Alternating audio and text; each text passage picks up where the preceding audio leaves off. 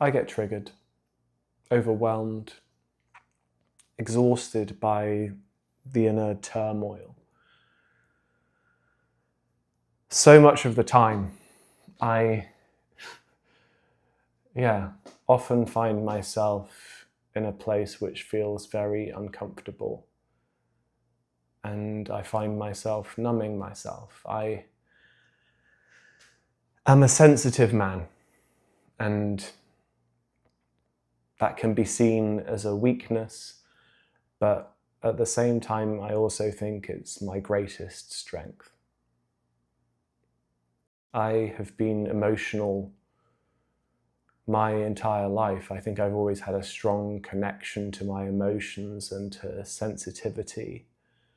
My earliest memory is of me sitting in my childhood back garden singing to flowers, just lost in my own world. And yeah, I have carried that through my life. I spent a lot of my childhood acting, and I was curious if it was the acting which had made me more emotional, or being this emotional that led me to acting. And I certainly think it's the latter. I really allow myself to express emotions as well. In terms of sadness, I cry all the time at virtually everything. If there's any kind of sentimentality in an advert or a YouTube short or a reel or a movie, I will cry. In fact, if I don't cry in a movie, I am often kind of dismayed, a bit kind of upset at the fact which I haven't had a chance to cry. And my girlfriend and I have this ongoing joke that I never cry because I cry so frequently. I remember last year we were watching The Notebook together, and every 10 minutes she would look over at me and go, "Again?"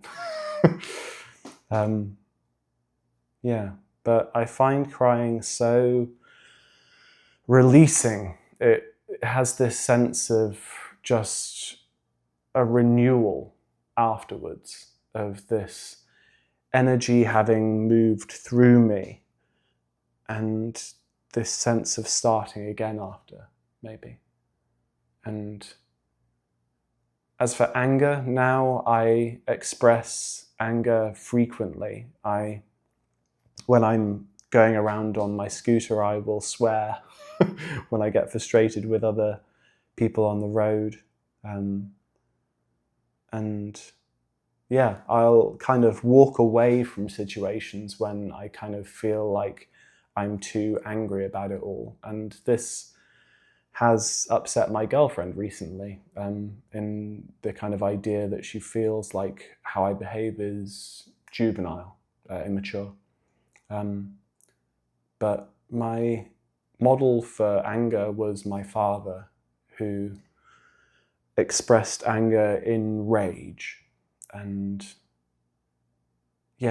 I did that for so much of my life as well, where instead of expressing anger in healthy outlets, I would bottle it up and just keep smiling on the outside while this pressure was building up inside, until it was too overwhelming, and then I'd snap in a dangerous, chaotic explosion of sorts. And I don't think that I do that anymore. I don't think I do. But still, it's hard to find what are acceptable, safe outlets for anger as an adult. Because I don't want to keep that stored inside of me. And then when it comes to fear, I have so much fear. I've been a huge worrier my entire life. And I am fearful of the work which I'm trying to currently do, the business which I'm trying to build. I worry that I'm not enough. I worry. Ultimately, I think my greatest fear is the fear of wasting this life, of not doing what I feel I'm here to do, and ultimately of not being of service to other people, just wasting my time. That's a great fear of mine. And yeah, when I get triggered, I get stuck in these loops where I'll numb myself. And years ago, I numbed myself with drugs. And then after that period, I then started to numb myself with meditation. And now I numb myself with video, with YouTube or with films. And when I do that, I then get frustrated, I get stuck in anger, and then I realize that underneath the anger is fear or sadness, and underneath that is sadness or fear. And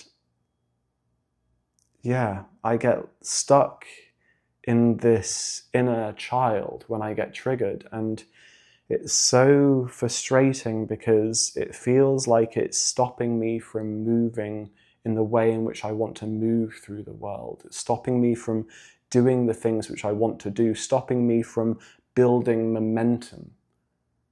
And I don't know if that's just an excuse, me saying that. Part of me feels like it is.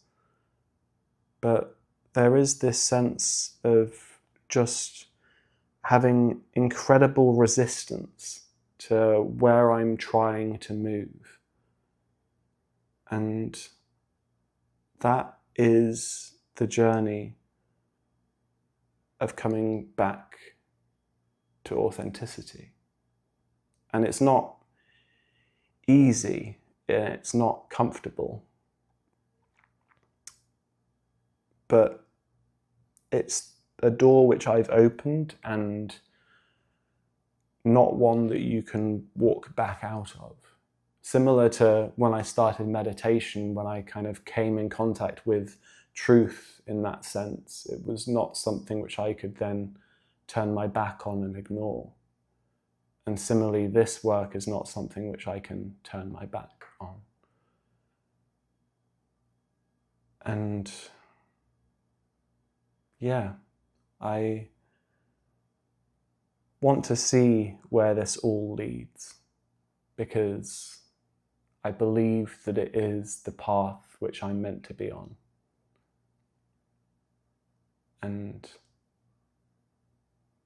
yeah, if you feel like you're on that path too, and you want somebody to walk with you, then that's what I offer to people. I work with people one-on-one, and sometimes you want to work with somebody that has reached the finish line, that has covered all of the terrain, that can talk you through every checkpoint and every marker that you need to reach on the way. But sometimes you want somebody to guide you that is just a couple of steps ahead, that can tell you which precise turn that you need to take, what kind of waters you're going through. And so that's what I offer. I offer the opportunity for me to walk alongside you, to help guide you to coming in contact with what is alive in you, to stop ignoring the truth of what's going on inside and learning a language, finding the words to put to this experience so that you can understand it better, so that you can navigate all the better. So, yeah, if that speaks to you, there's a link in the description below where you can book a one-on-one session with me. And it would be my honor to walk with you.